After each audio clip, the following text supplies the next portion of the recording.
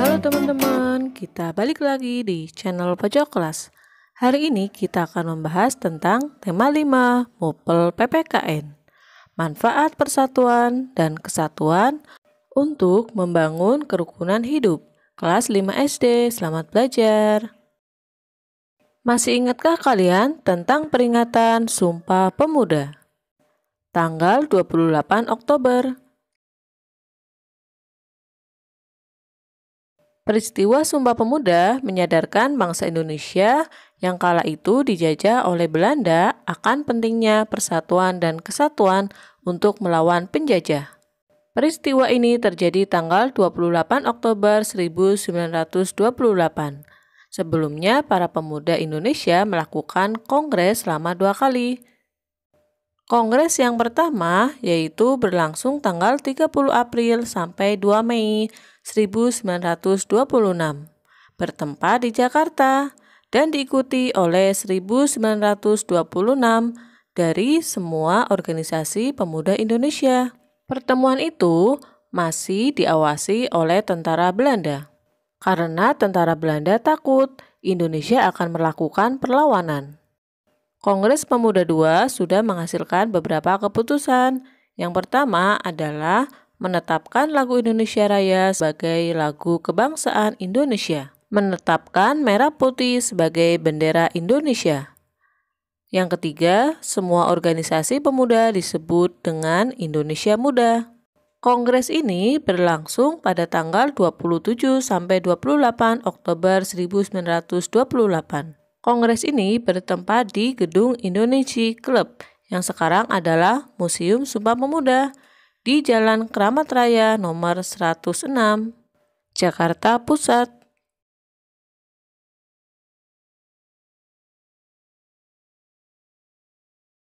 Pada peristiwa itulah pertama kali lagu Indonesia Raya diperdengarkan.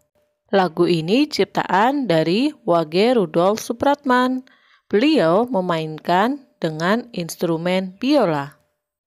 Pada saat itu, syair dari lagu ini belum diperdengarkan karena kongres ini dijaga ketat oleh tentara Belanda dan tidak ada yang boleh mengatakan kata merdeka.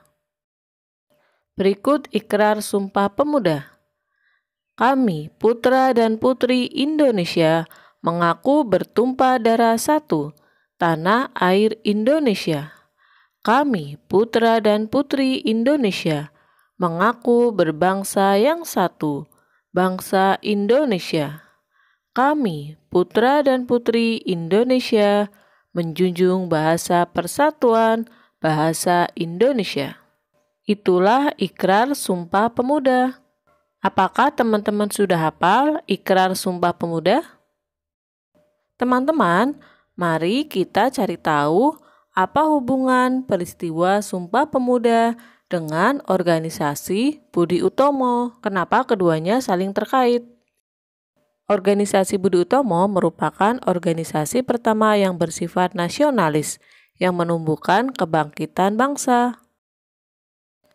Dr. Wahidin Sudirohusodo dan Dr. Sutomo berusaha membangkitkan kesadaran masyarakat Indonesia terhadap pentingnya persatuan dan kesatuan. Dari pemikiran itulah organisasi Budi Utomo mulai didirikan.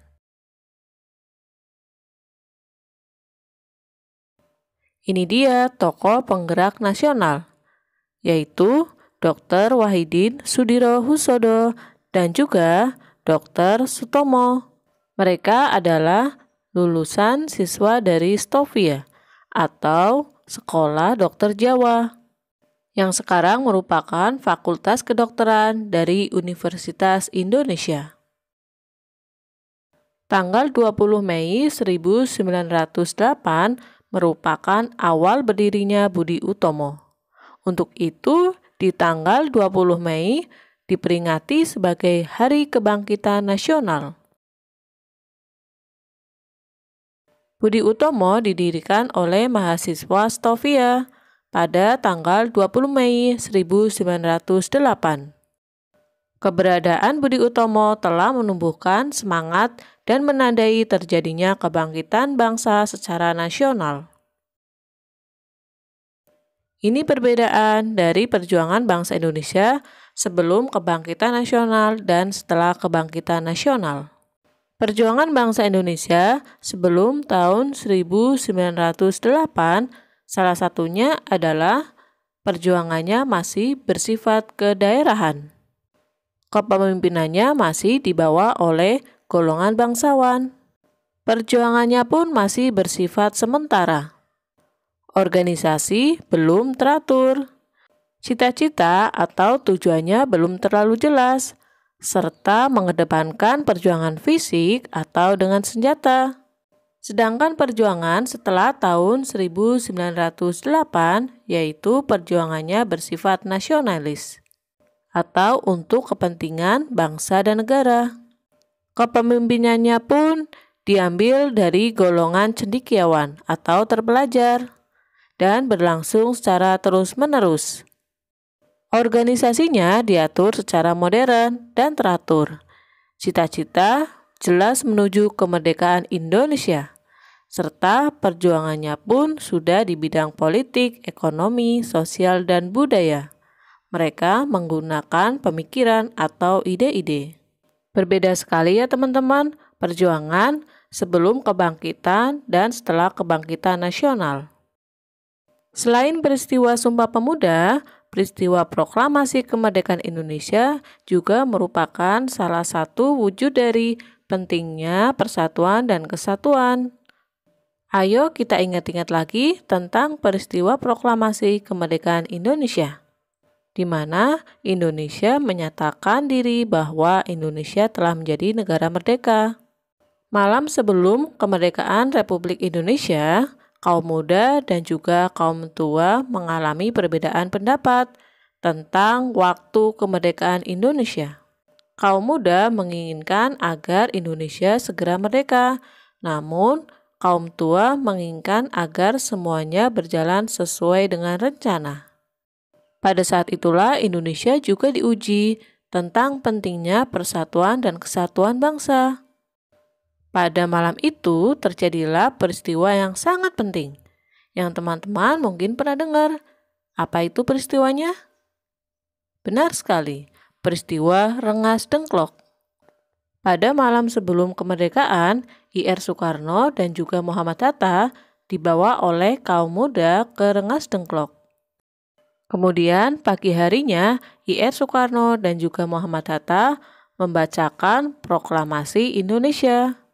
Kemerdekaan Indonesia yang didapat merupakan hasil dari perjuangan seluruh rakyat Indonesia yang bersatu padu demi kemerdekaan negara Republik Indonesia.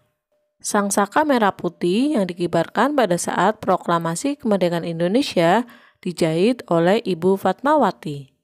Dan naskah proklamasi diketik oleh Sayuti Melik. Setelah kemerdekaan Indonesia, ternyata ada saja yang mengancam persatuan dan kesatuan NKRI. Contoh gerakan yang ingin memecah belah negara kesatuan Republik Indonesia yaitu Gerakan Aceh Merdeka dan juga Gerakan Papua Merdeka. Gerakan ini merupakan gerakan masyarakat yang ingin memisahkan diri dari NKRI pada masa Orde Baru. Setelah masa Orde Baru selesai digantikan oleh masa reformasi, dan pada saat itu pemerintah melakukan beberapa perundingan-perundingan untuk meredam aksi perpecahan tersebut. Dan Presiden keempat Indonesia yakni Kiai Haji Abdurrahman Wahid merupakan salah satu tokoh nasional yang membantu upaya perdamaian untuk mengatasi perpecahan tersebut. Aksi penjajahan pada zaman dahulu dan juga zaman sekarang itu sangat berbeda. Sekarang beberapa orang menjadi malas ketika mereka bermain dengan gadgetnya, atau orang-orang lebih suka berbelanja produk luar negeri. Hal tersebut merupakan salah satu bentuk penjajahan di masa sekarang.